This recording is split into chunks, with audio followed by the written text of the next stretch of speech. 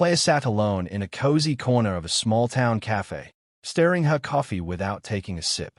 The clinking of cups, the quiet hum of conversation, it was all background noise to the storm swirling inside her. Her phone buzzed with yet another message from her mother. Don't embarrass yourself by showing up alone. Bring someone. Her cousin was marrying Ryan, the man Claire had once planned to spend forever with. The betrayal still sat sharp in her chest like a shard of glass she never quite removed. And now, she was expected to smile through it. Just as she was about to leave, she noticed someone at the counter. James Carter, a familiar face from high school. He hadn't changed much, though there was a deeper quiet in his eyes now. He wore a simple mechanic's uniform, grease on his hands, but something about him felt more solid than anyone else in the room. They exchanged pleasantries. He told her he was raising his son, Toby, on his own after losing his wife during childbirth. Claire listened, surprised at how easily the conversation flowed. They'd never been close, but right now, he felt like the safest person in her world. On impulse, half laughing and half daring, she asked, "Would you come with me to a wedding?" James raised an eyebrow. "As your date?" She nodded. "My ex is marrying my cousin. I just don't want to face it alone." He leaned back, thoughtful, then quietly said, "All right, but only on one condition." Claire blinked. "What?" "No pretending. No games. Just be real, with yourself and with me." She smiled, a little surprised. No one had ever said something like that to her before. Not even Ryan. She didn't know it then, but that single conversation over coffee was about to change everything. Not just the wedding, not just the past, but the way she saw herself and what she thought she deserved from love. Claire stepped into the garage on a crisp morning, the scent of oil and metal thick in the air. She hadn't planned to visit, but after their conversation at the cafe, something inside her had shifted. She wanted to see James again, to thank him, yes, but also to understand why just being around him made her feel safe. James was under car, sleeves rolled up, tools in hand. When he spotted her, he wiped his hands on a rag and offered a small smile. "Didn't think you'd really stop by." Claire looked around the garage, simple, clean, and humming with honest work. It was a world so different from hers, where boardrooms and HR reports filled her days. Everything felt stripped down. Real. She watched him work for a few minutes as Toby zoomed by in the background on a scooter made of scrap parts. James introduced her to his son properly this time, and Toby, bright-eyed and full of questions, immediately tried to impress her with a magic trick involving a wrench. James later offered her coffee in mismatched mugs, and they sat outside the garage under the overhang while Toby tinkered with bolts. That's when Claire asked, gently, about James's wife. There was a pause. Not cold, just careful. "She died giving birth to Toby," James said softly, eyes on the horizon. "We were young. I didn't know how to raise a kid. I still don't most days. But we figure it out." Claire felt a tug at her heart. Not pity, but admiration. This man had built a life out of loss without bitterness. He hadn't shut down or played the victim. He simply chose to show up every single day, for his son and for himself. In the days that followed, they began spending more time together, not out of romance, but routine. A shared lunch, a walk through the farmer's market, conversations about everything and nothing. It was all under the guise of getting comfortable for the wedding. But something deeper began to form. Claire noticed how James never tried to fix her pain. He didn't offer cliches or force sympathy. He just listened, treated her like she wasn't broken. And in his calm presence, she found herself laughing more, second-guessing herself less. He didn't try to impress her. He didn't need to. And for the first time in a long time, Claire began to wonder, what if love wasn't about sweeping gestures or stolen kisses under chandeliers? What if it was this? Simple, consistent, quietly heroic. The rehearsal dinner was held at a luxurious countryside villa, draped in fairy lights and expensive insecurity. Claire hesitated at the entrance, her hand trembling ever so slightly as she clutched her clutch. James, in a clean navy button-up and tailored slacks, stood tall beside her. Calm, grounded. Toby, left with a babysitter for the evening, had insisted his dad wear the lucky watch he'd fixed with Claire's help. From the moment they entered, heads turned. Whispers followed like perfume trails. Claire felt the heat of every glance, every sideways smile. But James simply nodded politely, offered firm handshakes, and introduced himself as a friend. Ryan stood near the bar, drink in hand, visibly startled when he saw Claire on James's arm. For a moment, his expression faltered, like he'd seen something he couldn't quite place. Regret, perhaps, or confusion at how she looked so composed. The bride, Claire's cousin, swept over with a practiced smile, lips too tight to be kind. "Oh, Claire," she said sweetly, eyes flicking to James. "So glad you made it. And you brought someone unexpected." Claire didn't flinch. "You said I could bring a +1. Her aunt joined them moments later, squinting at James. "And who is this?" "One of the caterers." James offered a small smile. "Mechanic. I own Carter's Auto on 5th. There was a flicker of discomfort in the aunt's eyes as she recalculated. "Ah, a business owner," she said, suddenly polite. The rest of the evening was a parade of forced pleasantries, masked judgments, and uncomfortable seating arrangements. But James never wavered. He asked the right questions. He didn't try to impress. He just was. Claire found herself relaxing, even smiling, as she watched how easily he disarmed people without even trying.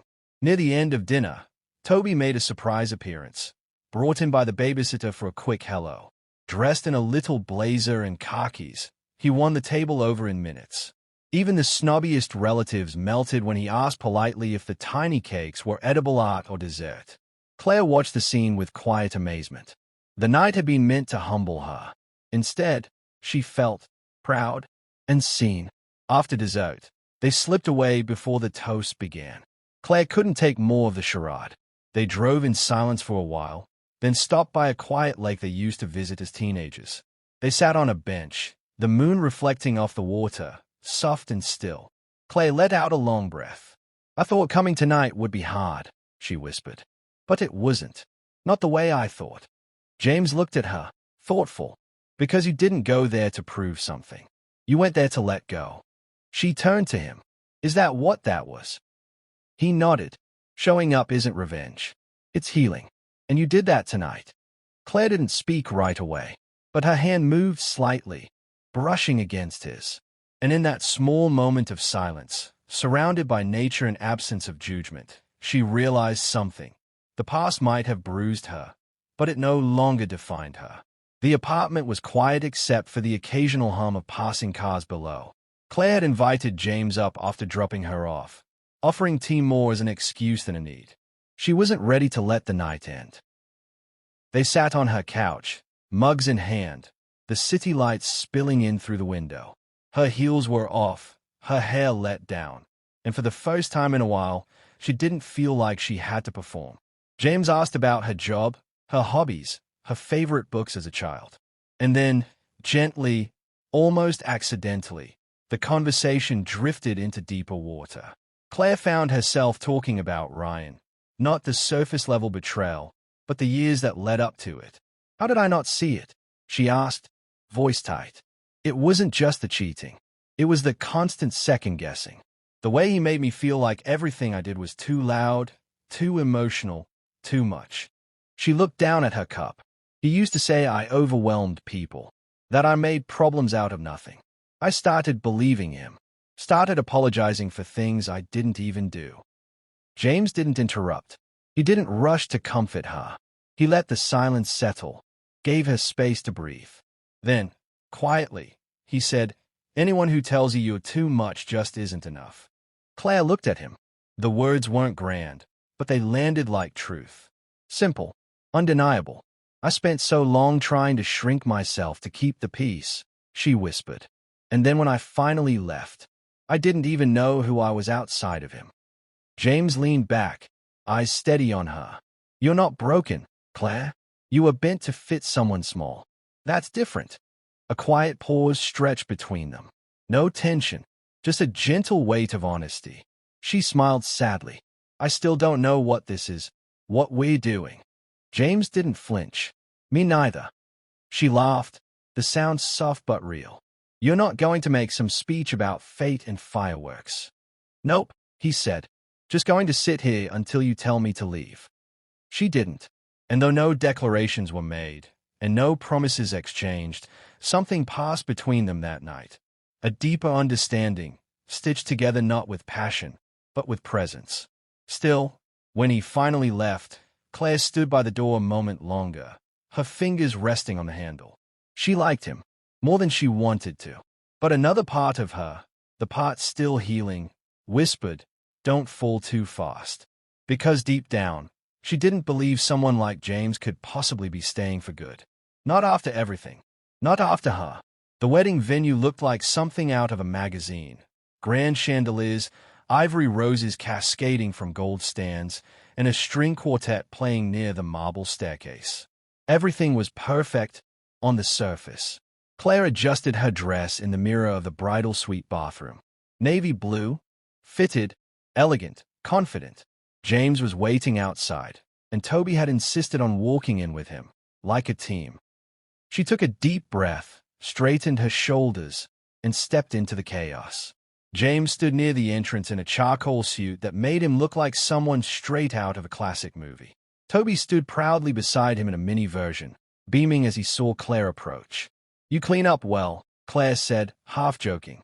"You don't look like someone walking into a war," he replied, offering his arm. They walked in together, arm in arm. Instantly, heads turned. The music didn't stop, but the room's energy did. Claire felt the sting of stays and whispers, but this time, she didn't flinch. Ryan, standing by the bar, choked on his drink when he saw her. His smile faltered, and for a moment, his entire body stiffened. The bride, Claire's cousin Jessica, caught the change in him, her eyes narrowing. Claire and James were seated at a table toward the middle, close enough to see everything, far enough to be ignored if people tried hard enough.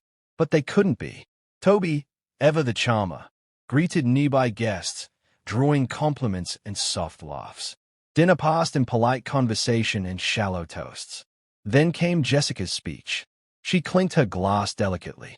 "I just want to thank everyone for being here, even those who might have found this gathering emotionally complicated." The crowd chuckled politely. Claire stayed ahead, refusing to react. Jessica continued, "It's funny how life works. Sometimes the best things come after you let go of what was never really meant to be." Claire felt James gently tap her knee under the table. A quiet reminder, breathe. Then came the best man's toast, Ryan's longtime friend Brent. Already tipsy, he stumbled to the mic and raised his glass. To Ryan, he slurred slightly. "Man of the hour. I remember when he called me. What was it? February? March. Told me he proposed to Jess. I was like, didn't you just break off the engagement with Claire like 3 weeks ago?" The room fell utterly silent. Claire blinked. Jamesy's hand found hers under the table. Brent laughed awkwardly. "Anyway, life moves fast, huh?"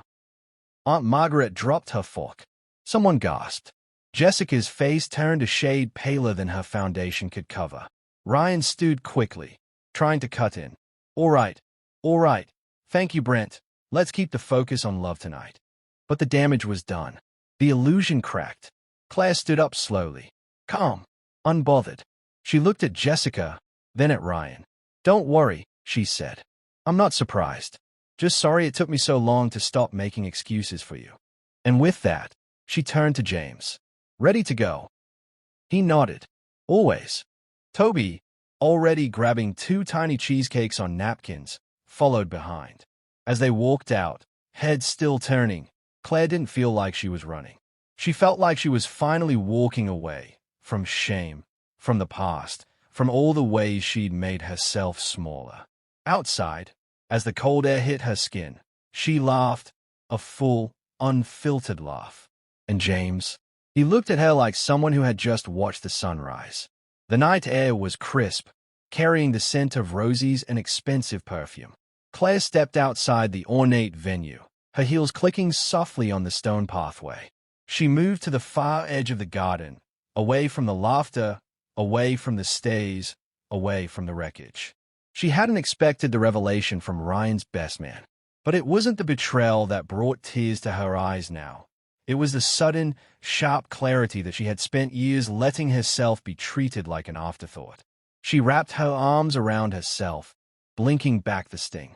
Not because of him, she thought. Because of me. Because I believed I didn't deserve more. Footsteps crunched softly behind her. James didn't speak. He just walked up beside her and stood silently. Not close enough to crowd her, but near enough to remind her she wasn't alone. Claire wiped her eyes, then laughed bitterly. You know what hurts most? She whispered. It's not even that he proposed to her right after me. It's that I stayed quiet for so long. I let him chip away at me, and I kept telling myself it was love. James still said nothing. Instead, he gently reached for her hand, his grip warm, steady. It wasn't a rescue. It was an anchor. For a long moment, they stood like that, hand in hand, under the night sky. No noise, no judgment, just presence. Then, from behind them, the doors swung open and little footsteps padded down the path. Toby appeared, cheeks puffed out, holding a napkin sagging under the weight of stolen cake. Can we leave now? He asked with complete sincerity. This place is weird. Claire let out a laugh, sudden, involuntary, and full of release. Not a polite laugh, not a performative one, a real one. She knelt down, wiping her cheeks. Yeah, baby, we can leave. James smiled as Claire ruffled Toby's hair and took the napkin from his hands. You saved the cake? She asked. I got two. In case you cried. She laughed again, this time wiping her tears with the edge of the napkin. Smart boy. As they walked to the car, Claire between James and Toby, she realized she felt lighter than she had in years. Not because the pain was gone, but because, for the first time, she wasn't carrying it alone. The drive back was quiet, but not uncomfortable. Toby had fallen asleep in the back seat, his head tilted to one side, frosting still smudged near the corner of his mouth. Claire watched the passing street lights through the window, the glow flickering like soft memory she hadn't let herself feel in a long time.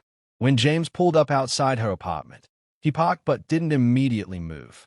Claire unbuckled her seatbelt slowly, glancing back at Toby with a fond smile. He really liked tonight, she said quietly. James nodded. He liked you. Claire looked at him then. Really looked at him. Thank you. For all of it. I don't know how I would have gotten through today without you. James turned slightly, resting one arm on the steering wheel. Claire. There was something in his voice, unsteady, like someone about to take a step off a ledge. I didn't come tonight just to help you. I came because I wanted to. She froze for a second, surprised by the sudden shift in tone. You could have said no, she whispered. You didn't owe me anything. He looked at her, his eyes unwavering. No, I didn't. But I've watched you over these past few weeks. How you doubt yourself. How you carry pain like it's your fault someone else broke their promise. Claire's eyes welled up. You make it sound like I'm this fragile thing. You're not, James said, voice quiet but strong. You're resilient, brave, and still somehow kind after everything. She blinked, fighting back tears. Then why me? He leaned slightly closer, not invading her space, just enough to be felt. Because I watched you lose yourself for someone who didn't deserve you. And I wanted you to see how someone does when you do deserve them. Silence wrapped around them. Heavy, sacred. Claire let out a shaky breath. You're not just saying this because we shared one emotional night. James smiled gently. I'm saying this because I see you. And I'm not going anywhere. She stared at him, the words catching in her throat. Then, slowly, carefully, he reached for her hand. When she didn't pull away, he leaned in. No rush, no pressure. The kiss was soft, measured and warm, like a promise whispered in a quiet room. When they pulled apart, Claire smiled through her tears. You should go before I fall too hard, she said playfully. Jamesy's voice was low. Too late for me. And for the first time in years, Claire didn't feel like she had to guard her heart. Because someone wasn't just reaching for it. He was holding it, gently, respectfully, like it mattered. The weeks that followed unfolded like a slow, healing melody, soft and steady, without the highs and lows Claire had grown used to in love. Mornings were different now. Claire began her day not with anxious scrolling or dread, but with purpose. She had finally signed up for therapy, something she had long put off. In those quiet rooms, she began piecing together the story she had been telling herself for years and started rewriting it. At work, her voice grew stronger. Where she once shrank in meetings, she now contributed ideas, challenged lazy assumptions, and even advocated for a junior colleague being overlooked. Her manager noticed. The HR department, once just a job, started to feel like a place where she belonged. She and James didn't label anything. There were no declarations or deadlines, but their bond deepened with every shared task: grocery runs, coffee on garage benches, and long walks through the park with Toby skipping ahead of them. Their connection wasn't fiery. It was foundational, built not on butterflies but on the slow, steady unfolding of trust. Claire attended Toby's school play, his first speaking role. He spotted her in the crowd and gave the tiniest wave before his line. James whispered. He was more nervous about whether you'd show up than forgetting his part. "I wouldn't have missed it," Claire said. And she meant it. One Saturday, Clay's kitchen table finally gave out. A leg that had wobbled for months finally snapped. James came over with tools, but instead of just fixing it, he let Claire help. As they worked together, laughing at her crooked screwdriver grip, Claire realized how easy it felt. How good. Not because she needed him, but because she wanted him there. Then came the job offer. A major firm in Chicago. Triple the pay, big city clout, and a fresh start. Claire was thrilled until she wasn't. Panic set in. Would she lose what she was building here? With herself, with James, with Toby? She told James about the offer while they stood outside the garage, evening sun brushing the horizon. He didn't flinch, didn't ask her to stay. Instead, he said, "Claire, whatever you choose, make sure it's for you, not for or against anyone else." She looked at him. "You wouldn't be upset if I left?" He shook his head. "I'd miss you like hell, but I want you to choose your life, not just escape someone else's." And in that moment, Claire realized something. Love wasn't about who held on the tightest. It was about who gave you the space to choose and stood beside you anyway. The community center buzzed with warmth and chatter. Paper lanterns swayed gently from the ceiling, and tables were lined with homemade crafts, fresh-baked goods, and flyers for local charities. The annual fundraiser was modest, but filled with heart, a reflection of the town itself. Claire stood near the back of the room, dressed in a simple blue blouse, her hair tucked behind her ears. She was scheduled to speak in a few minutes. Just a small talk about resilience, the event organizer had asked. Nothing too formal. James stood near the coffee table, chatting with volunteers, occasionally glancing Claire's way. Toby was busy running a lemonade stand nearby, proudly announcing, $1, but if you smile, it's free. When Claire was called to the stage, she stepped up with a calm grace. No shaking hands, no racing heartbeat. She looked out at the small crowd, familiar faces mixed with new ones, and spoke from a place she once never thought she'd reach. "I used to think strength meant pretending everything was fine," she began. "That if I just smiled enough or kept quiet, things would work themselves out. But silence isn't strength, and shrinking for someone else's comfort isn't love." She paused, her voice steady. "It took losing parts of myself, and then slowly reclaiming them, to learn that resilience isn't about bouncing back. It's about rebuilding better, with boundaries, with kindness, with truth." The room was quiet in the best way. Not frozen, but listening.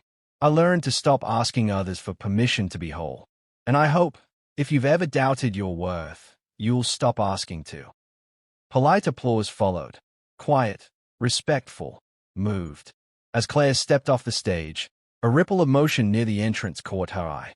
Ryan and Jessica had arrived, late, unannounced, and clearly mid-argument. Jessica broke away and disappeared toward the restroom, leaving Ryan alone, scanning the room until his eyes landed on Claire. He approached with slow, hesitant steps, as if unsure of his own purpose. "Claire," he said softly. She turned to him. "Ryan, you look different." "I am different." He gave a small, almost embarrassed smile. I heard your speech. I guess I never really understood what I put you through." I didn't come here to cause drama. Just wanted to say I'm sorry. Claire looked at him, really looked. The old ache didn't rise this time. There was no tightness in her chest, no rush of anger. Just understanding. I used to think closure came from you, she said gently. From an apology. A conversation. But it doesn't. Ryan frowned. Then where does it come from? Claire smiled softly. From choosing peace over proving a point. He nodded slowly, unsure how to respond. Then turned and walked away without another word. Claire watched him go, not with bitterness, but with a kind of quiet gratitude. He was no longer a wound, just a chapter she had finished reading. From across the room, James met her gaze. He didn't move toward her, didn't interrupt. He just stood there, coffee in hand, smiling with quiet pride. Like he had always known she would reach this moment on her own. And deep down, Claire knew she had. But it made all the difference that he believed in her until she did too. The living room was filled with balloons, scattered wrapping paper, and the sweet scent of vanilla. Laughter echoed off the walls as Toby, wearing a paper crown and frosting on his cheek, blew out the candles on his cake. Homemade, lopsided, but full of love. Claire had spent the night before baking it from scratch, using his favorite sprinkles and a hand-drawn rocket ship made of chocolate. James watched from the doorway, arms folded, his eyes filled with something deeper than pride. Gratitude, maybe, or peace. Claire helped Toby cut the first slice, her hands guiding his as they both tried not to squish the cake.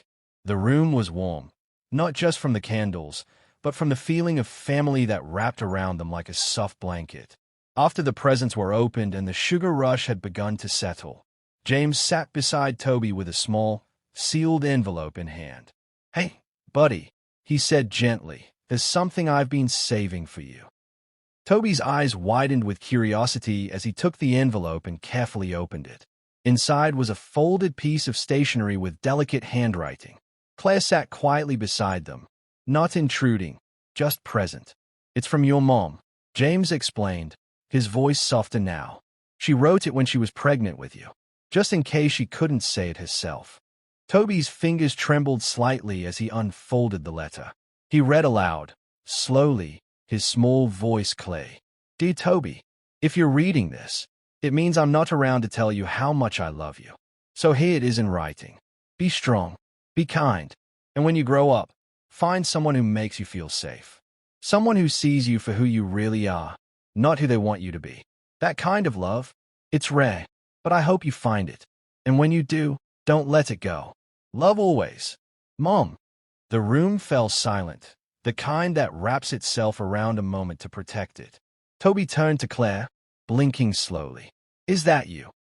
Claire froze, caught off guard by the question. She glanced at James.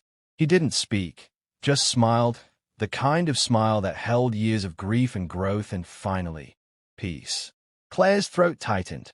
"I hope so," she whispered. Toby grinned and reached for her hand. "I think it is." She squeezed it back, and in that simple gesture, something settled inside her. A kind of belonging that had nothing to do with weddings or revenge or being chosen, but everything to do with being seen. James watched them, his heart full.